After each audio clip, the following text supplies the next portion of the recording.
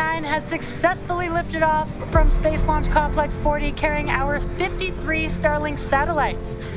Now, although at liftoff gravity is pulling the vehicle straight down, as we ascend, we tilt the engines. Power and telemetry nominal.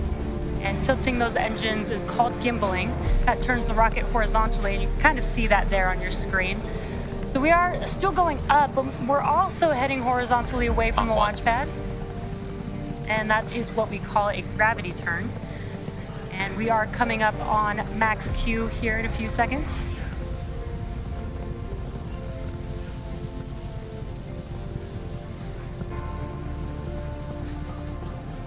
Max Q.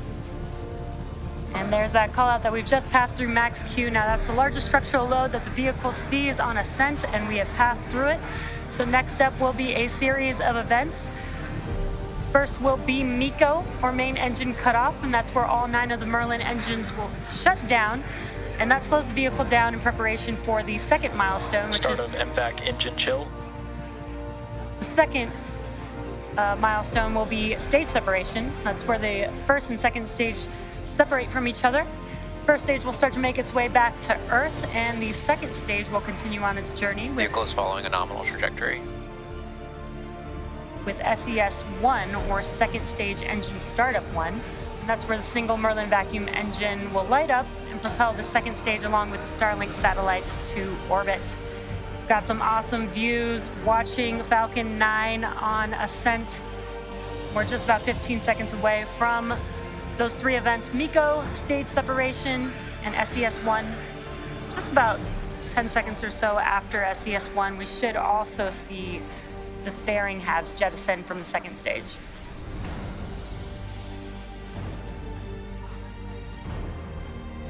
Main engine cut off.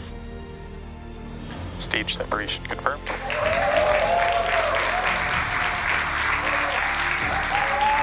MVAC ignition.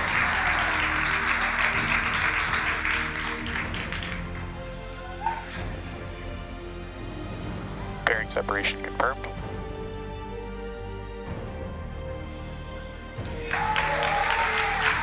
And some incredible views there. We just had MECO stage separation. You can see those fairing halves on your right-hand screen Both falling back to following Earth. nominal trajectories.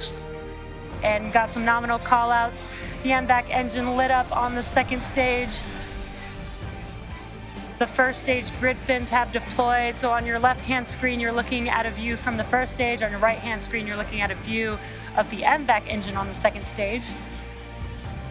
While that second stage is doing its job, that first stage is coming back home to Earth, and it'll execute 2 burns to get back home.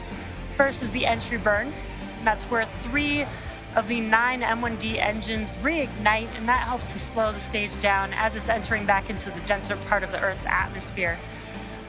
Then the atmosphere actually helps to scrub a lot of the velocity of the vehicle until the second and final burn, which is the landing burn. That's a single engine burn that brings the vehicle speed down rapidly in order to touch down on the drone ship. Acquisition of signal, Bermuda.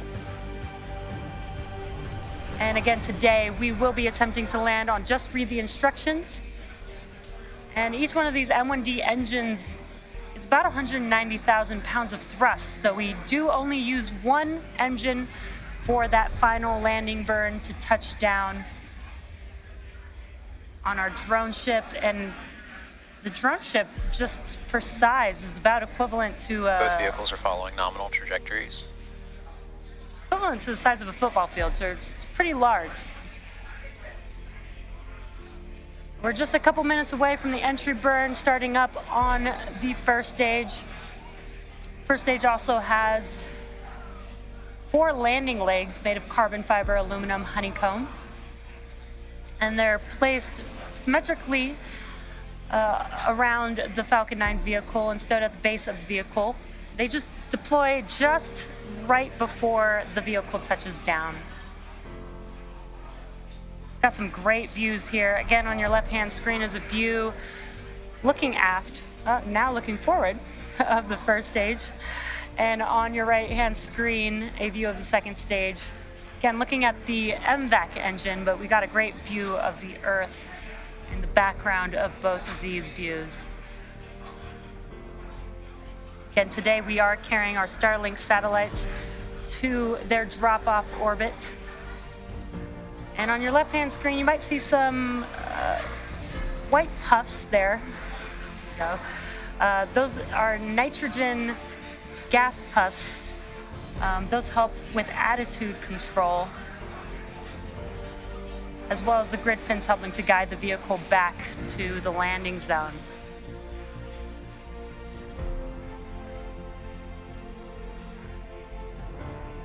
Everything's still looking nominal. Stage 2 on a nominal trajectory. Stage 1 entry burn startup. Stage 1 FPS is saved. And on your left-hand screen, you can see those engines reigniting. This burn will last about 20 seconds long. This is the entry burn for the first stage.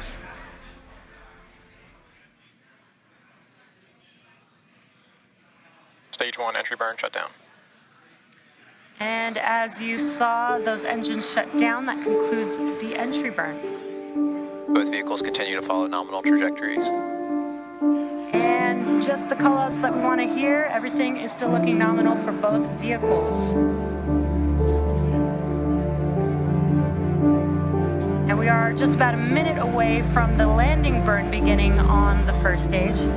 Again, as I mentioned, the atmosphere helps to scrub a lot of the velocity as first stage makes its way back to the landing zone after the entry burn has concluded.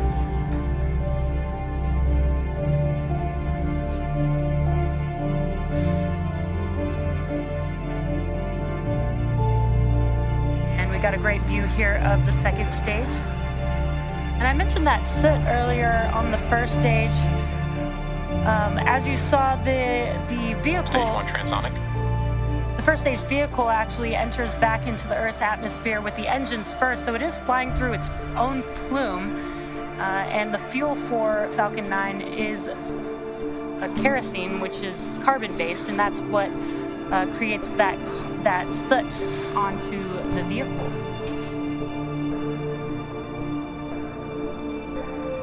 We are coming up on the landing burn here for the Stage first 1 stage. landing burn. Great timing. Landing burn has begun. Again, this will also last about 20 seconds, and we should see the landing legs deploy just before touchdown, and some great views here. Stage 1 landing leg deploy. Stage 2 is in terminal guidance.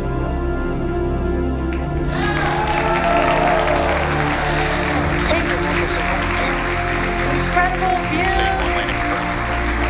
Falcon 9 has landed on our drone, so just through the instructions.